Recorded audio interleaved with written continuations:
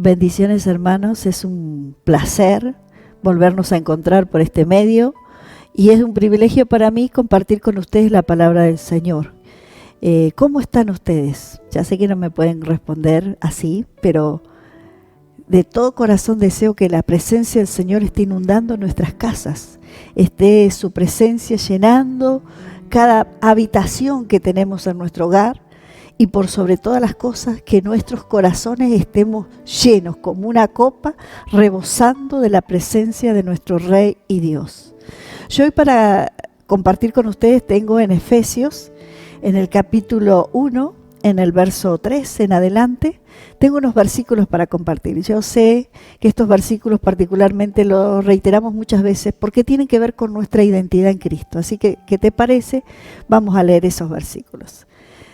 Habla de las bendiciones espirituales. Dice: toda la alabanza sea para Dios, el Padre de nuestro Señor Jesucristo, quien nos ha bendecido con toda clase de bendiciones espirituales en los lugares celestiales, porque estamos unidos a Cristo. Incluso antes de haber hecho el mundo, Dios nos amó y nos eligió en Cristo para que seamos santos e intachables a sus ojos. Dios decidió de antemano adoptarnos como miembro de su familia y al acercarnos a sí mismo por medio de nuestro Señor Jesucristo. Eso es precisamente lo que Él quería hacer y le dio gran gusto hacerlo.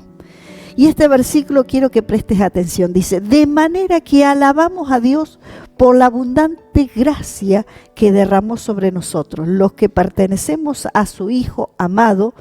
Dios es tan rico en gracia, en bondad, que compró nuestra libertad con la sangre de su Hijo Jesús y perdonó todos nuestros pecados. Él desbordó su bondad sobre nosotros junto con toda la sabiduría y el entendimiento. Él desbordó su gracia, su bondad sobre nosotros, dice, derramando sabiduría y entendimiento. Por eso el apóstol Santiago dice que si nosotros sentimos que tenemos falta de sabiduría, debemos pedirle a Dios, porque Dios ya la derramó de antemano para que nosotros estemos llenos de toda su plenitud. Bueno, en estos versículos yo encuentro mi identidad en Cristo. Y días atrás les estuve hablando de que somos reyes y sacerdotes. Aún el apóstol dijo que el Señor nos sentó junto a Cristo en lugares celestiales. Fue la palabra que el apóstol Daniel compartió, el padre de la casa, días atrás. Y yo meditando, pensando en toda esta identidad que tenemos en Cristo, que por un lado Él nos eligió desde antes de la fundación del mundo, derramó su gracia sobre nosotros, y nosotros que pertenecemos a Él, decían estos versículos, debemos alabarlo, adorarlo, honrarlo con todo nuestro corazón.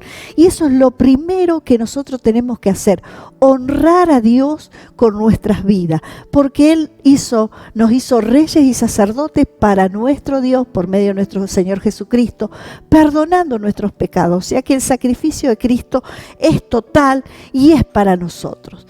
Y Jesús, en algunas de sus meditaciones con sus discípulos, en una oportunidad, Él le dijo a sus discípulos que rey, ¿no? Hablando de ser sus discípulos, de darse para el llamado, Él les dijo: ¿qué rey no hace cuentas antes de salir a la guerra? Y ve lo que tiene y ve a su enemigo y dice, y si ve que no puede, hace una negociación de paz. Y en la Biblia habla que hay un tiempo para salir a la guerra.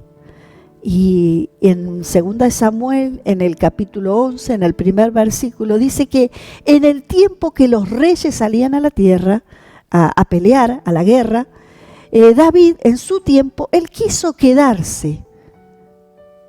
Organizó su ejército, pero se quedó. Y cuando él se quedó, él descendió a un lugar donde se encontró con su propia naturaleza, que fue pecado, y sacaron tal vez de su corazón las cosas más ruines, porque cuando es el tiempo de hacer lo que Dios nos ha mandado a hacer y no lo hacemos, nosotros abrimos una ventana espiritual para que ocurran esta clase de cosas. Entonces, por un lado, tenemos nuestra identidad en Cristo. Somos reyes y sacerdotes llamados para servirle a Él. Tenemos que autoevaluarnos, ver cuáles son las cosas que nosotros tenemos que nos van a ayudar a fortalecernos, que nos van a ayudar a alcanzar la meta. Por eso el Señor les decía que qué rey que quiere salir a la guerra no autoevalúa a su enemigo, no se da cuenta de las cosas que tiene y ve si puede hacer la guerra. O sea, tenemos que planificar. Una planificación nos va a llevar a la excelencia, una planificación nos va a llevar a la victoria, una planificación nos va a llevar a tener logros. Nosotros los argentinos es como que hay un dicho que dice que todo lo atamos con alambre, porque como que todo lo hacemos a medida que van surgiendo las cosas. Pero nosotros como hijos de Dios tenemos un llamado eterno y para cumplir ese llamado, para hacer la obra del ministerio, tenemos que planificar, tenemos que autoevaluarnos. La planificación, vuelvo a reiterar, nos va a llevar a la excelencia, porque cada vez las cosas vamos a hacerlas mejor para el Señor, mejor para los que están a nuestro alrededor, porque todo lo que hacemos, ya sea de palabra o de hecho, lo debemos hacer para la gloria del Señor. Ese es un consejo que el apóstol le daba a la iglesia del tiempo antiguo, pero es una palabra que es para nuestros días.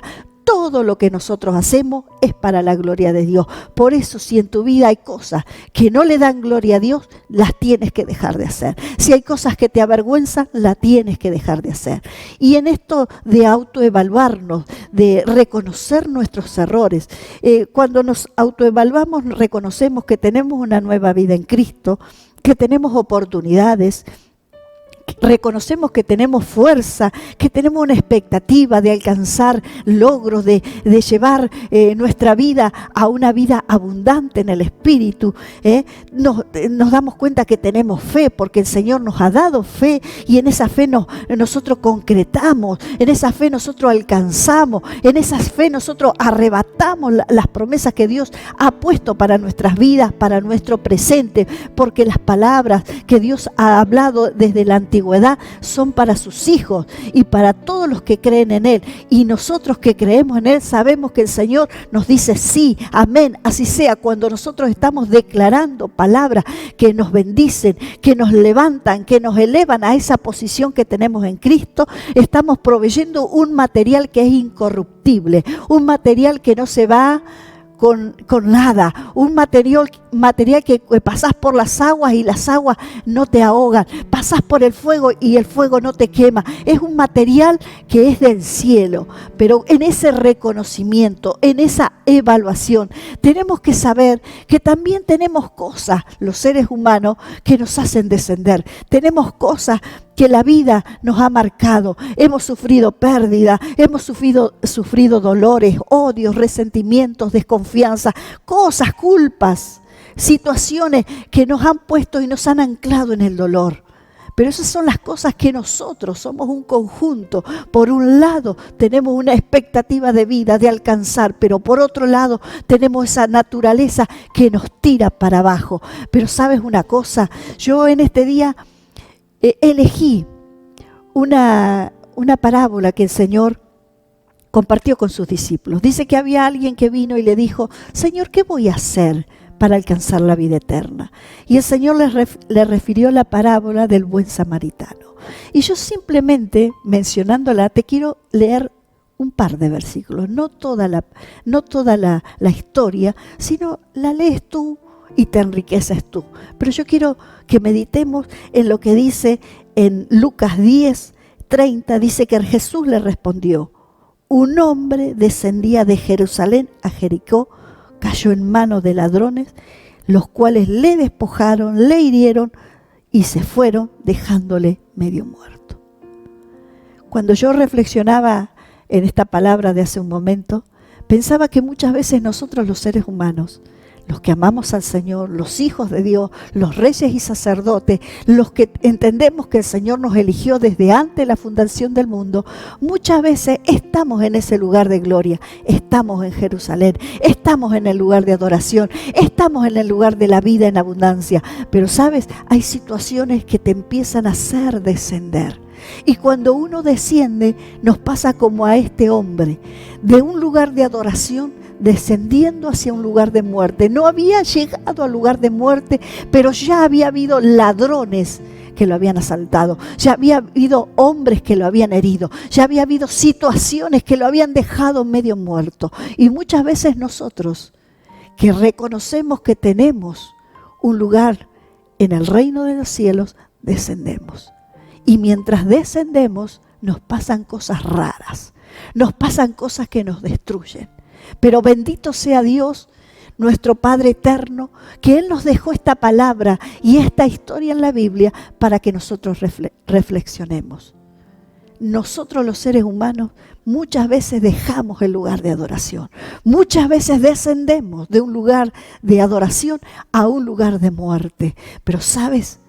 Pasó por allí, dice, un samaritano, un hombre que no era de ese territorio, un hombre que iba de camino, pasó por el lugar. Y fíjate lo que dice en esta historia, dice, en el 33 y el 34 voy a compartir con vos. Dice, pero un samaritano que iba de camino, vino cerca de él y viéndole, fue movido a misericordia. Acercándose, vendó sus heridas, le echó aceite, le echó vino y poniéndolo en su cabalgadura, lo llevó al mesón y cuidó de él. Mire, esta historia ha sido lo que en estos días, en estas últimas 2 semanas, la he leído, la he meditado y la he pensado tantas veces. ¿Por qué? Porque encuentro el principio que se tiene que vivir, la experiencia que se tiene que manifestar en cada uno de nosotros como hijos de Dios. Nosotros no conocíamos a Dios. Nosotros andábamos en nuestros caminos. Nosotros descendíamos más y más a un lugar de muerte. Sin embargo, Él vino a nuestras vidas y cambió nuestro ADN. Él vino a nuestra vida y transformó todo nuestro ser. Él vino a nuestras vidas y nos llevó a un lugar especial, a su reino. Mira,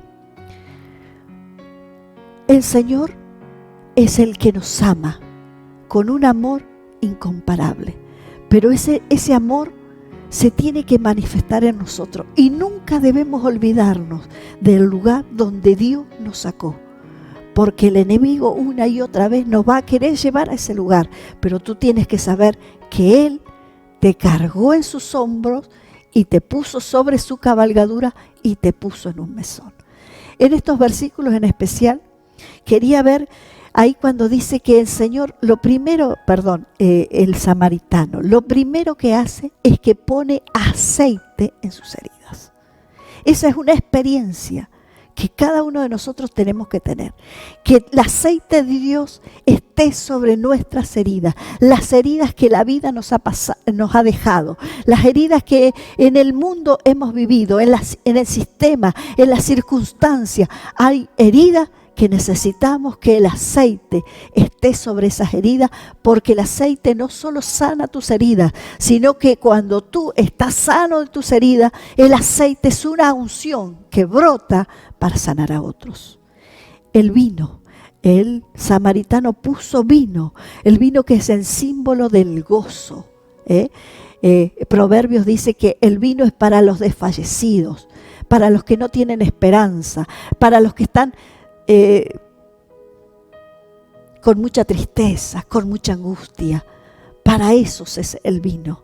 Y el vino es el gozo que pone el Señor por medio de su Espíritu Santo. Pero cuando tú has tenido esta primera experiencia, luego tienes que tener una llenura del Espíritu Santo. Tienes que hablar en nuevas lenguas, tienes que recibir la promesa del Espíritu Santo. Y dice que este samaritano le puso primero aceite, luego le puso vino y luego, dice, lo puso sobre su cabalgadura. O sea, ya estaba sanado de sus heridas, ya tenía gozo por el vino, pero él lo pone sobre la cabalgadura. Quiero decirte, hombre de Dios, mujer de Dios, que hay circunstancias que tú no sabes, pero Dios te cargó sobre su cabalgadura, porque dice la palabra que Él cabalga sobre los cielos y viene en nuestra ayuda. Él te levanta porque tu posición no es estar debajo, tu posición no es estar derribado, no es estar en el fracaso, tu posición es estar arriba. Y dice que Él luego lo lleva al mesón. Bueno, el mesón, muchas veces nosotros hemos dicho que el mesón es el lugar donde nos congregamos. Pero en este tiempo yo te digo que el mesón, es un lugar de encuentro. Es donde Él te va a restaurar, te va a sanar, va a poner los principios en tu corazón, va a poner esa palabra, esa ley divina en tu vida para que tú tengas éxito en todos tus caminos, para que, como dice la palabra, que nuestra vida es como la luz de la aurora, con una luz que va en aumento hasta que el día es perfecto. El Señor te pone en un lugar donde tú vas a tener un encuentro con Él diariamente, porque Él dice luego que allí Él te cuida. El samaritano dice que cuidó de esa persona que estaba herida, dañada. Por eso dije que esta es una experiencia que nosotros tenemos que tener, porque esta misma experiencia la tenemos que llevar a nuestros nuevos discípulos, a la gente que está creyendo en el Señor hoy. Primero hay que sanar las heridas. Hay que tomarse el tiempo de poner aceite, de poner ese aceite que trae una suavidad, que trae una cicatrización, que trae una unción. Hay que poner aceite. Luego el vino, que es el gozo, la llenura del Espíritu Santo. Eso es algo que nosotros, los seres humanos, los hombres y las mujeres de Dios, tenemos que experimentar. La presencia poderosa del Espíritu Santo. Dice que la palabra del Señor, que los primeros discípulos, la primera congregación, digo yo, que esperaban todos juntos, unánime, la presencia del Espíritu Santo, la promesa que Dios había dado sobre ellos, dice que vino como de repente la presencia del Espíritu Santo, pero vino un poder sobrenatural. Dice que en la traducción dice que es una dinamita, algo que puede destruir todo, pero que cuando está planificado, ordenado, organizado, esto trae un nuevo tiempo, porque hay cosas que hay que derribar, porque hay que darle luego lugar a cosas nuevas. Y eso es lo que hace el Espíritu Santo en nosotros. Derriba los argumentos, derriba las culpas, derriba esas desesperanzas que por años nos han acompañado, porque han estado en nuestros antepasados y porque nosotros vivimos en un sistema que muchas veces estamos llenos de desesperanza, sin fe, en agonía, en una agonía espiritual, buscando soluciones, buscando, pero al único que tienes que buscar es al Espíritu Santo, y te tienes que quedar en tu lugar esperando que Él te llene, porque cuando uno se acerca confiadamente al trono de la gracia, dice que Él nos va a dar el oportuno socorro, pero también dice la Biblia que Él nos va a responder con su Espíritu, Él nos va a saciar con su Espíritu, Él va a llenarnos con su Espíritu. Por eso es necesario que seamos llenos del Espíritu Santo, y tenemos que aprender a tener ese lugar de encuentro. Cuando preparaba esta palabra pensaba, lugar de encuentro. Bueno, para algunos se acordarán de la cerveza, para otros se acordarán de algún amigo, de alguna amiga, de alguna persona en especial, un lugar de encuentro, un jardín, una calle, una dirección, una ciudad.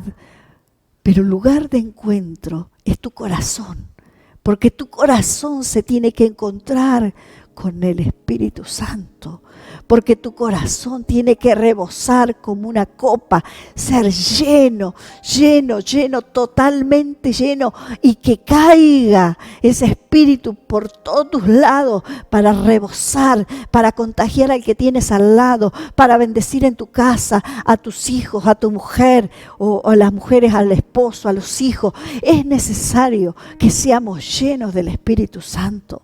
Mire, en este tiempo donde muchas veces nosotros encontramos respuestas a través de la internet, ponemos una frase y ya nos aparecen todas las respuestas, aún los cristianos, cómo orar por esto, cómo orar por aquello.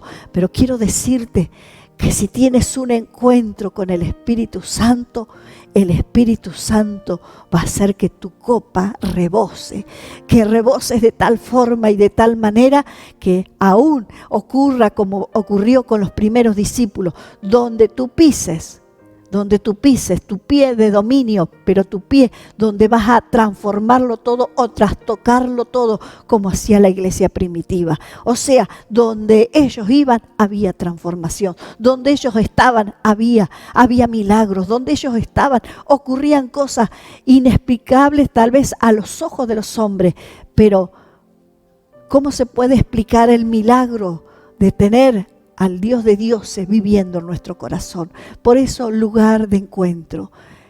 Tienes que dejarte llevar por el buen samaritano al lugar de encuentro. A ese lugar tal vez es en un horario donde todos duermen, en un horario donde no todos se levantan tan temprano, pero tu lugar de encuentro es el mesón, y en el mesón te tienes que encontrar con Él. Él te lleva ahí. Y dice la Biblia en esta historia, y ahí el samaritano cuidaba de ese hombre que había descendido de Jerusalén a Jericó.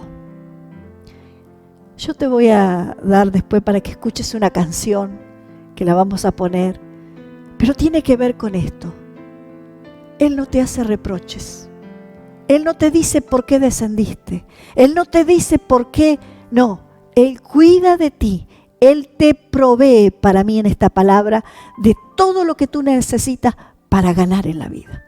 Porque te puedes lamentar de lo que hiciste ayer, te puedes lamentar de tus fracasos, te puedes lamentar de cómo perdiste el tiempo, de cómo te equivocaste, pero no ganas nada.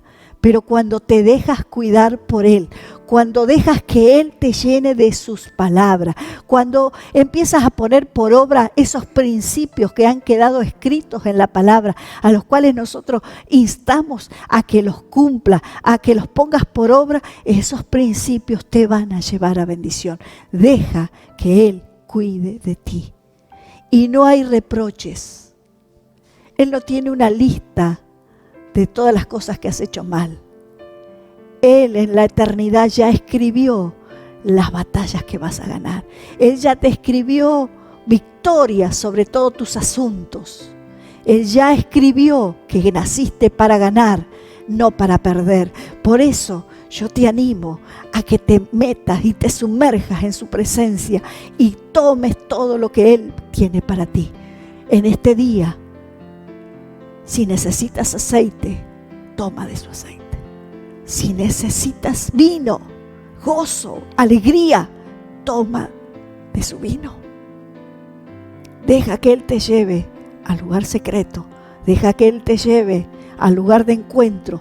Deja que Él te lleve a que te sea lleno de su presencia, lleno de sus virtudes. Y deja que Él te cuide.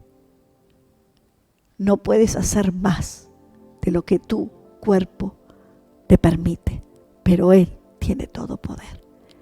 Y Él sabe que tú naciste para este tiempo, para ganar multitudes. Y esta palabra no es solamente para nosotros. Esta palabra es para la gente que va a llegar al CCI. Esta palabra es para las familias. Esta palabra es para todos los que creemos en Él. Porque Él dice que de su bondad, como te leí al principio, derramó sobreabundantemente sobre nosotros toda sabiduría, todo entendimiento o inteligencia. Él te dio la mente de Él. Puedes vencer. Te dio el poder de hacer riqueza, te dio el poder de levantarte, te dio poder de vencer toda situación, toda tentación, te dio poder y tienes que descubrirlo en su presencia. Por eso te bendigo en este día y declaro la bendición del Padre, del Hijo y del Espíritu Santo sobre tu vida.